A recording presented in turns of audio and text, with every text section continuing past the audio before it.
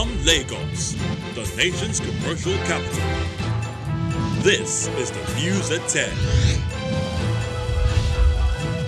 Live from Channels Television. Reporting tonight, Kimber Umar.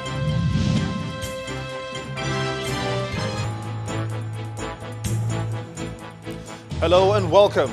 Emir of Kano Lamido Sanusi, Senate President Ahmed Lawal and state governors demand decentralization of Nigeria's security system in the wake of killings, armed banditry and kidnappings across the country. Acting EFCC Chairman Ibrahim Magu accuses former Petroleum Minister Desiani Alison Madueke and her collaborators of stealing at least $2.5 billion from the nation's coffers, insists she must be extradited to face trial.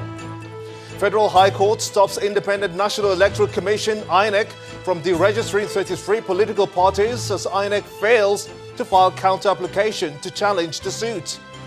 And leaked documents reveal how China decides fate of hundreds of thousands of Muslims held in a network of intermittent camps.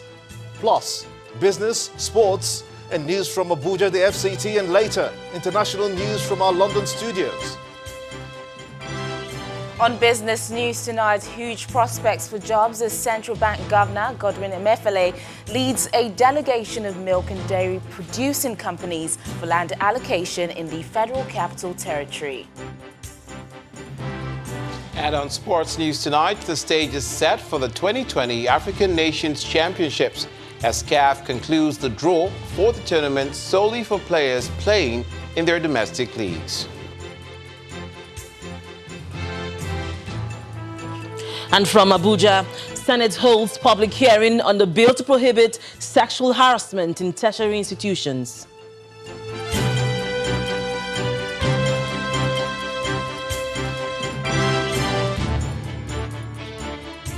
Tonight, concerns are heightened over the state of security across the country, with the Emir of Kano, Muhammadu Sanusi II, the President of the Senate, Ahmed Lawal, and state governors talking tough on the state of insecurity in the country. The need to restructure and decentralize the country's security system, as well as formulation of policies that will ensure a better future for the country, are some of the suggestions brought to the fore. They agreed that the prevailing security challenges confronting the nation cannot be handled by the federal government alone, but requires the constitutional role and support of the federating units. The comments were made at an event marking the 60th birthday of the Kaduna State Governor, Malam Nasser El-Rufai. It's a roll call of who is who in Nigeria. Political, religious and traditional leaders are gathered in Kaduna to celebrate with the state governor, Nasser El-Rufai.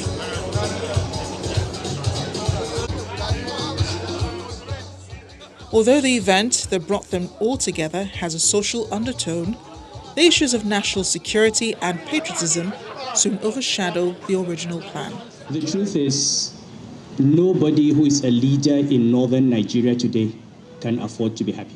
The Emir of Kano, Muhammadu Sanusi II, sets the tone with a talk on what he describes as the failure of northern leaders in developing the region. Now, because of the condition of northern Nigeria, it is almost cliche now to say, if you are seen as normal, if you're a governor in the north or a leader in the north, and if you are seen as normal in the sense that you continue to do what your predecessors have been doing the same thing which has been normalized, then there's something wrong with you. You are part of the problem. We've been saying this for 20, 30 years. If the north does not change, the north will destroy itself. Taking a more holistic approach, Senate President Ahmed Lawal calls on leaders across the country to rescue the nation from the challenges threatening its unity. Nigeria is at a crossroads, and for more than at any time, we require the unity of our people. The issues that are bedeviling Nigeria today require that all leaders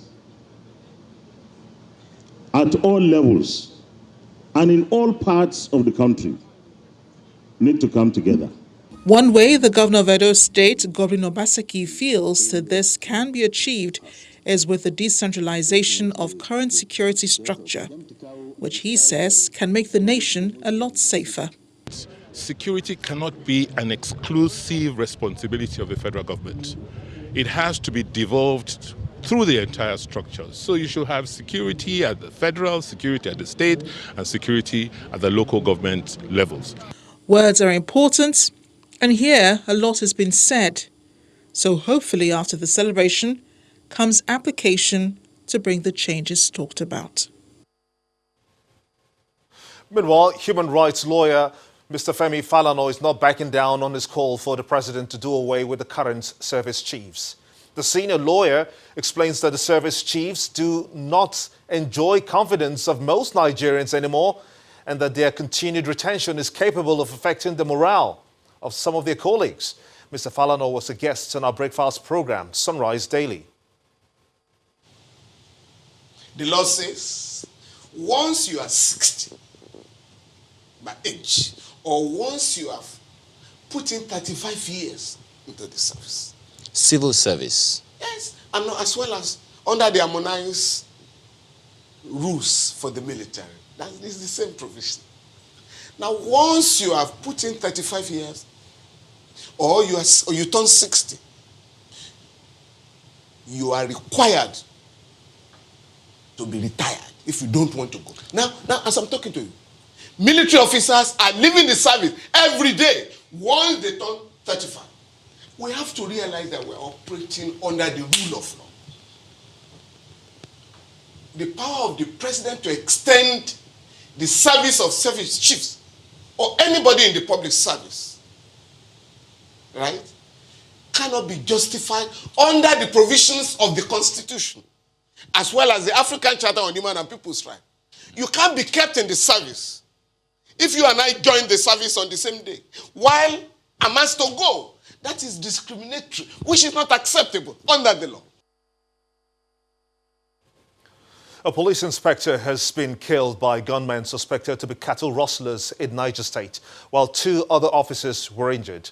The gunmen were said to have attacked Muchinya Kaji village in Mariga local government area of the state with the aim of rustling cows. But a joint police-military team stationed at Bengi in the same local government area moved to confront them. A statement from the police says that 3 of the bandits were also wounded, forcing others to abandon the cattle and to flee to the bush.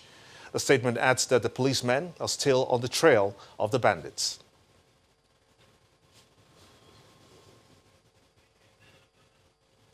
And moving on to other stories now, Acting Chairman of the Economic and Financial Crimes Commission, the EFCC, Mr. Ibrahim Magu, is pleading with the government of the United Kingdom to extradite former Minister of Petroleum Resources, Desiani Alison Madueke, to answer charges of alleged money laundering along with her collaborators.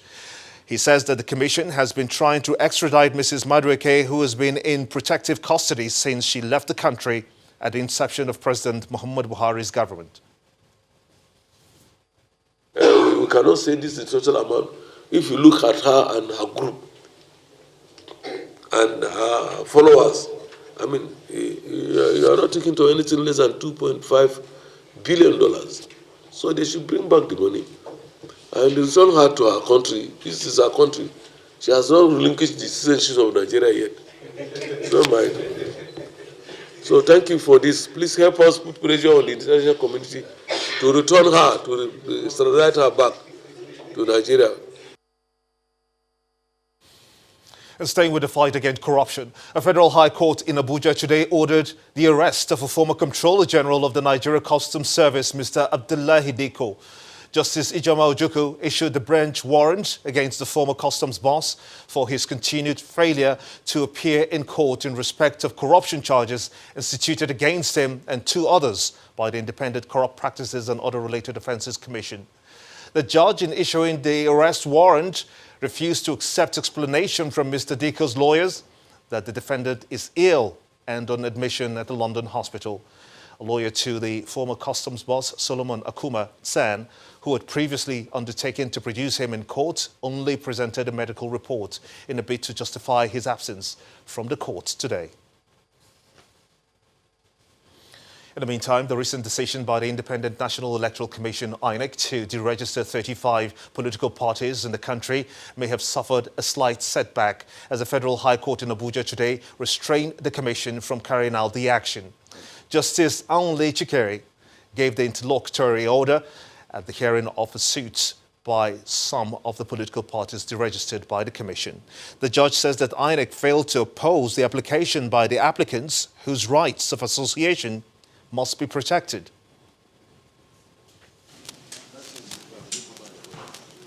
The Independent National Electoral Commission had on the 6th of February 2020 deregistered 74 political parties from participating in fresh elections. For this reason, that the National Assembly amended the Constitution to empower the Commission to deregister political parties on the following grounds. 1. Breach of any of the requirements for registration as a political party. 2. Failure to win at least 25% of the votes cast in one state of the Federation in a presidential election, or 25% of the votes cast in one local government area of a state in a governorship election. INEC said the deregistered parties breached their requirements for registration because they failed to win at least 2,596 of the votes cast in one state of the Federation during the presidential election. With the hint of a possible deregistration, 3 political parties, who were later joined by 32 others, approached the Federal High Court seeking an order restraining the electoral body from carrying out the proscription of the political parties. Ruling on the interlocutory motion between Advanced Congress of Democrats and 2 others against the AGF and INEC, the court restrained the electoral umpire from deregistering any political party. The national chairman of the Inter-Party Advisory Council reacts to the ruling. It is very important for you to know that parties standing here today, some have been to court before in 2012, the court brought them back. Because it is about freedom of the Nigerian people. It is about freedom of participation. It is about freedom to be able to prosper the gospel of free democratic tenants in our country. Because when people are restricted from doing what they are supposed to do to project the interests of our country, it brings anarchy. The Action People's Party, APP, had also filed a suit and obtained a court order restraining INEC from deregistering it. With the court pronouncement, the deregistered parties may now heave a sigh of relief. It's a few hours to the Supreme Court sitting to review the last verdict on the Imo State governorship elections. Yet some concerned parties in the matter are making last-minute demands. Today, for instance, a group of APC supporters asked the Apex Court not to change its verdict. The group, which embarked on a protest march on the streets of Abuja, first occupied the Federal Secretariat in Abuja before marching to the Ministry of Justice, displaying placards with solidarity messages. According to the group, the pressure being mounted on the Supreme Court by the PDP to reverse its January the 14th judgment, removing its candidate as governor of Imo State, is an attempt to blackmail the judiciary.